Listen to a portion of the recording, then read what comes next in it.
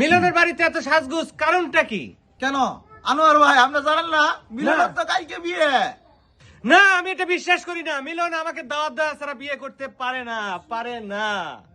এই মিলন, মিলন তুই বের হ। কি হইছে এত টাকাটাকি করতেছেন কে?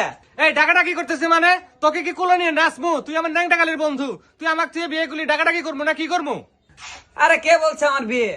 এই রাতের বেলা বাড়িতে এসে যে চিল্লাচিল্লি করতেছেন, আপনারা কে বলছে যে আমি বিয়ে করতেছি? এই যে এরাই কইছে তোমাকে। আসলে মস্কারি জিনিসটা আপনারা কিচ্ছুতেই বুঝেন না। আপনার মেসেঞ্জারও তো আমি দিছিলাম, আমার যে বার্থডে কালকে, যে আমার বার্থডে আপনারা যে মেসেঞ্জারে দিলাম, ওরা তো আপনার সাথে মস্কারি করছে। আসলে আমার কালকে হচ্ছে বার্থডে, এই জন্য একটু দোয়া টোয়া করা হবো, মিষ্টি মুখ করা হবো। আপনারও দাওয়াত দিছি, মেসেঞ্জারটা চেক করেন। এই জন্য আসলে মূলত এই আয়োজনটা করা হয়েছে। সেটা আগে বলবা তো, আমি তো মেসেঞ্জার চেয়ে কি করি না।